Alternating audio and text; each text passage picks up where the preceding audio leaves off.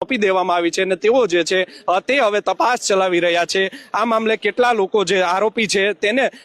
જયરાજનું જે આમાં નામ ઉછળે છે, માયાભાઈ આહિરનો જે દીકરો છે તે આમાં કોઈ રીતે સંડોવાયેલો છે કે તેને પણ લઈને તપાસ ચાલુ છે। મહિલા ડીવાયએસપી છે મહુવાના ઇન્ચાર્જ રીમાબા ઝાલા, તેની સાથે પણ અમે ટેલિફોનિક સંપર્ક કર્યો હતો કે આ મામલે જે ડાયરા કલાકાર છે માયાભાઈ આહિર, તેના દીકરા જયારાજ આહિરનું પણ નામ ઉછળી રહ્યું છે, તો તેની વિરુદ્ધમાં કોઈ પુરાવા મળ્યા છે કે કેમ? તેમણે કહ્યું હતું કે હજુ પ્રાથમિક તપાસ છે તે ચાલુ છે, જો કોઈ પણ હશે તેનું નામ અમે ખોલીશું, કોઈ પણ ચમરબંધી હશે તેને છોડવામાં નહીં આવે તેવું પણ પોલીસ દ્વારા જાણવા મળી રહ્યું છે। આમ 2 દિવસ પૂર્વે જે 29 તારીખની રાત્રિએ જે બગદાણા ગુરુ આશ્રમ જે બગદાણા જે આવેલું છે તીર્થધામ છે, મોટું તીર્થધામ છે બગદાણા, ત્યાં જે છે તે હિંચકારો હુમલો છે તે કરવામાં આવ્યો હતો, જેને લઈને કોળી સમાજ છે તે ખાસો નારાજ થયો હતો અને લોકો છે તે આજે મોટી સંખ્યામાં છે મહુવા ખાતે ઉપસ્થિત થયા હતા। આમ ભાવનગર પોલીસે જે બગદાણાની પોલીસ છે તેમણે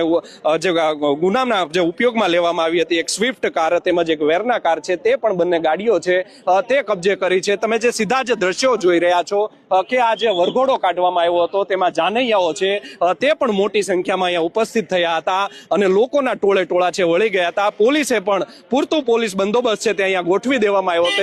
કે કોઈ અનિચ્છનીય બનાવ છે તે ન બને, જેને લઈને પોલીસ દ્વારા પણ પૂરતું પોલીસ પ્રોટેક્શન તે રાખવામાં આવ્યું હતું, જેને લઈને કોઈ અનિચ્છનીય જે બનાવ છે તે ના બની શકે। આ વિવાદને લઈને હવે તેમણે જે ચીમકી આપી છે હીરાભાઈ સોલંકીએ કે આગામી તારીખ 6 ના રોજ તેઓ છે તે ગાંધીનગર ખાતે જવાના છે અને ગાંધીનગર ખાતે હર્ષ સંઘવી છે તેમને રજૂઆત કરવામાં છે। આ વિવાદોની વચ્ચે અત્યારે પણ એક સમાચાર જે છે તે સામે આવી રહ્યા છે। ડાયરા કલાકાર માયાભાઈ આહિર છે તેઓ પણ હાલ ગાંધીનગર ખાતે પહોંચ્યા છે અને વિવિધ મંત્રીઓની તેઓ મુલાકાત કરી રહ્યા છે, તેના પણ ફોટો અને વિડીયો છે તે સોશિયલ મીડિયામાં હાલ સામે આવી રહ્યા છે। આમ હવે જે બે સમાજ વચ્ચેની જે આ વાત છે, જે ડાયરા કલાકાર માયાભાઈ આહિર છે તેના દીકરાનું જે આમાં નામ ઉછળી રહ્યું છે, પરંતુ પોલીસ કહી રહી છે હજુ સુધી અમને કોઈ પૂરતા પુરાવા છે તે મળ્યા નથી। જો પુરાવા મળશે ડાયરા કલાકારના દીકરાના તો તેની વિરુદ્ધમાં ચોક્કસથી છે તે પગલાં ભરવામાં આવશે, કોઈ પણ ચમરબંધી હશે તેને છોડવામાં નહીં આવે તેવું પણ ડીવાયએસપી રીમાબા ઝાલા છે તેની સાથે ટેલિફોનિક વાતચીત થઈ હતી ત્યારે તેમણે જણાવ્યું હતું।